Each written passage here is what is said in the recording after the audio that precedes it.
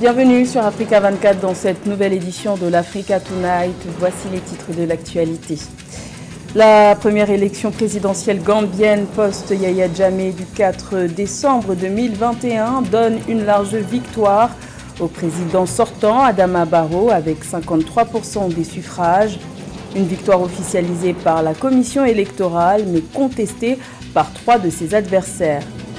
Les dirigeants du G5 Sahel adoptent la déclaration de Nouakchott sur l'éducation à l'issue d'un sommet tenu en Mauritanie. Objectif affiché, augmenter la part de l'éducation dans les dépenses publiques et dans le produit intérieur brut pour améliorer le secteur de l'éducation dans la sous-région. Et la 13e édition du festival de mode panafricain FIMA s'est achevée ce dimanche 5 décembre à Niamey au Niger. L'événement s'est clôturé sur un hommage porté à l'attention des peuples nomades à travers le continent africain. Sauf coup de théâtre, le président gambien Adama Barrow est reconduit dans ses fonctions. Le chef de l'État sortant et candidat à sa propre succession a remporté l'élection présidentielle du 4 décembre avec plus de 53% des suffrages d'après la commission électorale. Celui qui avait promis en 2016 de rester seulement 3 ans au pouvoir vient d'obtenir un nouveau mandat de 5 ans. Plus de détails avec Roberto Bogbe. Une élection à un tour remportée par un Adama Barrow qui se taille 53,2% des voix. Une mobilisation record marque cette présidentielle qui a drainé, selon les données de la commission électorale, près de 89% des électeurs dans les bureaux de vote ce samedi 4 décembre à travers la Gambie. Une Gambie que le président Adama Barrow s'engage à construire.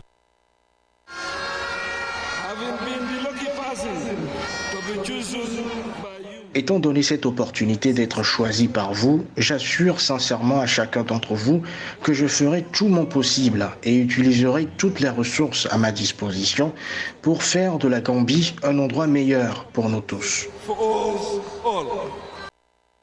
Une célébration de manière pacifique. C'est le mot d'ordre que le président Adama Barrow a tenu à passer à ses partisans, sortis célébrer la victoire par milliers dans les rues de cette jeune démocratie. Une consigne qui n'a pas eu de mal à passer, les perdants ayant appelé au calme malgré des accusations d'irrégularité qui, selon eux, ont entaché le scrutin. J'appelle tous les Gambiens, indépendamment de nos divisions politiques, à mettre de côté nos différences politiques et autres et à se rassembler en un seul peuple pour travailler au développement de notre pays. D'après les résultats globaux annoncés, Ousseynou Darboué, le principal concurrent et ancien mentor d'Adama Barrow, le président sortant, arrive loin derrière avec 27,7%, soit 238 253 voix. Mama Kandé et Essa Mbaye Fall, tout comme ce dernier, ont dénoncé la lenteur du processus et contestent les résultats déjà publiés. Ils comptent réfléchir à la suite à donner à leur démarche. Également dans l'actualité au Bénin, l'opposant Joël Aïvo comparaissait ce lundi 6 décembre devant la Cour de répression des infractions économiques et du terrorisme, CRIET, avec 3 autres accusés. Tous ont plaidé non coupables concernant le chef d'accusation de tentative présumée de coup d'État porté à leur encontre. Ils sont poursuivis pour complot contre l'autorité de l'État et blanchiment à Porto Novo. Rappelons que l'opposant béninois, Joël Aïvo, est en détention provisoire depuis bientôt 8 mois. La capitale mauritanienne Nouakchott a abrité les 4 et 5 décembre un sommet sur l'éducation au Sahel. Le thème de cette rencontre était « Le Sahel de demain se construit à l'école aujourd'hui ». Ce rendez-vous a débouché sur l'adoption de la déclaration de Nouakchott sur l'éducation, une loi visant à améliorer le secteur éducatif dans la sous-région. Plus de détails avec Joël Ballot. Malgré les avancées enregistrées au cours des 15 dernières années, le taux d'alphabétisme des jeunes dans le Sahel s'élève à 56,95% et reste l'un des plus bas au monde selon l'UNESCO. Aussi, avec l'adoption de la déclaration de Nouakchott, les pays du G5 Sahel visent le renforcement du système éducatif qui bénéficie depuis janvier 2021 d'un investissement de 11,5 millions de dollars. Depuis 2012, plus de 1600 écoles ont fermé dans le nord du Mali, privant ainsi plus de 3 millions d'enfants en âge d'aller à l'école. Nous assistons à la baisse des investissements dans le secteur de l'éducation liés au programme d'ajustement structurel en tant que tel. Et aujourd'hui, le taux d'alphabétisation en Afrique, c'est 56%. Donc la véritable question qu'on se pose, est-ce qu'il est possible d'avoir aujourd'hui 2 personnes en âge de travailler sur 3 qui pourront alors répondre aux défis de développement de nos pays qui restent largement en retard par rapport à l'agenda économique international? Dans la perspective d'un avenir meilleur pour les jeunes sahéliens, la déclaration de Nouakchott identifie 3 objectifs fondamentaux. Améliorer la qualité des apprentissages, augmenter la participation des filles à l'enseignement secondaire, renforcer les compétences de base et l'alphabétisation des jeunes adultes qui ont quitté l'école. L'objectif est de faire de l'école un gage d'intégration pour les générations et redonner force et confiance à la jeunesse. Compte tenu de l'urgence de relever les défis qui se posent au système éducatif dans les pays du Sahel, nous allons intensifier notre appui au secteur dans son ensemble avec un accent particulier sur l'accès équitable à l'éducation et au renforcement de sa qualité. L'expérience internationale démontre que si les réformes sont mises en œuvre de façon coordonnée et inclusive, les réussites sont possibles. Même si au cours des 15 dernières années, la zone du Sahel a réalisé des progrès en doublant pratiquement le taux d'inscription de l'enseignement primaire et en triplant celui de l'enseignement secondaire, elle doit encore surmonter de nombreux défis pour offrir l'accès universel à l'éducation et une instruction de qualité à l'ensemble de sa jeunesse. Également dans l'actualité, le patrimoine mondial de l'UNESCO a un nouveau directeur à sa tête. Il s'agit du Camerounais Lazare Elundu Assomo. Il devient ainsi le premier Africain à accéder à ce poste. Entré à l'UNESCO en 2003, il a notamment été à la direction du secteur culture et situation d'urgence de cette institution. Notons qu'actuellement, 1154 sites sont inscrits sur la liste du patrimoine mondial de l'UNESCO. La zone de libre-échange continentale africaine est bel et bien en marche. La deuxième puissance économique du continent africain, l'Afrique du Sud, et la Côte d'Ivoire, première économie francophone de la CEDEAO, ambitionnent de renforcer leurs échanges commerciaux. Et c'est dans ce contexte que s'est tenu les 2 et 3 décembre le Forum économique Côte d'Ivoire-Afrique du Sud. Les explications de Ange Doménio. Le patronat ivoirien et sud-africain font chemin ensemble. Les 2 pays ont scruté les opportunités d'affaires qui s'offrent à eux à l'occasion de la visite du président sud-africain Cyril Ramaphosa en Côte d'Ivoire. Plusieurs pistes ont été explorées, notamment sur le plan de la transformation des produits agricoles et l'amélioration des services financiers. L'Afrique du Sud demeure un partenaire économique de choix pour notre pays, la Côte d'Ivoire.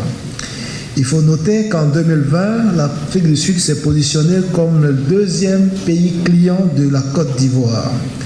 Et les échanges commerciaux entre nos différents pays ont porté notamment au niveau de l'export pour la Côte d'Ivoire vers l'Afrique du Sud sur le caoutchouc, le cacao transformé, la noix de cajou, des produits plastiques et l'huile palmiste. Une implémentation réussie de la zone de libre-échange continentale nécessite des règles d'origine qui produiront des valeurs ajoutées pour le continent africain. La zone de libre-échange continentale est bien en marche, en témoigne ce forum économique qui réunit 2 pays du continent. Mais pour qu'elle soit effective, beaucoup de paramètres doivent être réglés, notamment au niveau des frontières. Mais le souci qui s'est posé à nous également, nous pouvions acheter des équipements, mais comment transporter ces équipements jusqu'à une destination dans nos différents pays? Nous n'avions pas les coûts des transports, les coûts de dédouanement, donc c'est ce qui nous a freinés. Les échanges commerciaux entre la Côte d'Ivoire et l'Afrique du Sud s'élèvent à 640 millions de dollars en 2020, selon des études. L'Afrique du Sud a un marché de consommation de plus de 60 millions d'habitants et importe déjà de la Côte d'Ivoire le caoutchouc, la noix de cajou, le bois et le cacao transformé. 11 ans après sa création, la Caisse régionale de refinancement hypothécaire de l'UEMOA continue de jouer un rôle déterminant dans la promotion de l'accès au logement abordable par les populations à revenus modestes dans les pays de l'Union. Un nouveau financement va être déployé pour répondre au déficit de logement. Cette opération concernera pour l'instant 1800 ménages, un sujet de Nathalie Moe. Offrir un logement décent à la classe moyenne ouest-africaine, c'est l'objectif de la Caisse régionale de refinancement hypothécaire de l'UEMOA, CRRH-UEMOA. L'agence sous-régionale souhaite résoudre les conséquences de la pandémie de Covid-19 sur l'accès au logement en Afrique de l'Ouest. 1800 foyers vont ainsi bénéficier de financement à long terme de la CRRH-UEMOA. Il est donc important qu'à défaut d'avoir la maison de ses rêves, on puisse avoir la maison que l'on peut pour commencer, quitte à l'améliorer, etc., comme nous savons le faire traditionnellement. Et de ce point de vue, l'accent que nous mettons sur l'habitat abordable est une priorité qui correspond aux exigences de la sortie post-Covid. La CRRH-UEMOA a amélioré son capital risque au fil des années. C'est forte de la confiance gagnée auprès des partenaires au développement que l'entreprise ouest-africaine peut se lancer dans des projets immobiliers à l'échelle des 8 pays de l'espace UEMOA. Comme c'est notre cas, les 4 dernières années, nous avons les notes de 2A+, à long terme, A+, à court terme, qui sont les meilleurs notes de émetteurs sur le marché financier régional. Cela envoie le signal très clair à tous les grands investisseurs institutionnels qu'on peut nous prêter, y compris à des taux d'intérêt qui sont bien plus faibles que ceux auxquels on prête à des États. L'UEMOA fait face à un déficit de logement estimé à environ 3,5 millions. Un écart qui pourrait se creuser davantage avec la croissance démographique et l'urbanisation annuelle dont les taux se fixent respectivement à 2,5% et 3,5%. Les rideaux sont tombés ce dimanche 5 décembre sur la 13e édition du FIMA, le Festival international de la mode panafricaine à Niamey au Niger.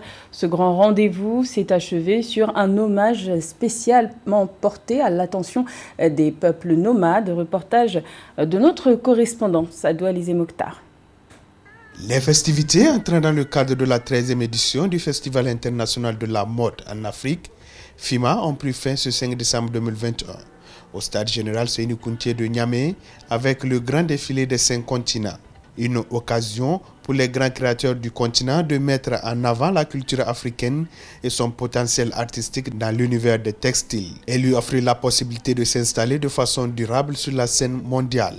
C'est un plaisir d'avoir le monde culturel africain, un plaisir de donner une dimension à ce que les Africains savent faire, la création africaine, un plaisir de voir que les grands créateurs africains sont là, européens sont là, turcs sont là, espagnols sont là, de montrer que l'Afrique aussi est capable de faire de la mode et que la mode est une industrie qui peut apporter beaucoup pour le continent. On est dans un site superbe, chaque soir nous avons 10 000 personnes, c'est extraordinaire. Les lauréats des différents concours traditionnels du festival, particulièrement dédiés aux nouveaux créateurs de demain, modélistes, couturiers et mannequins, ont été récompensés au cours de cette dernière nuit. 10 candidats provenant de différents pays africains présélectionnés ont présenté pendant les 5 nuits qu'a duré les festivités leur création. J'ai rendu mon image, ça s'appelle la traversée du désert. Ma création, c'est les broderies. Ma création, c'est rendre hommage au peuple nomade que je suis, au peuple Touareg, les broderies, les couleurs du nord, les couleurs du sud. Amener les gens ensemble parce que j'ai voulu démontrer par A plus B que ce que l'Europe fait, on le fait plus.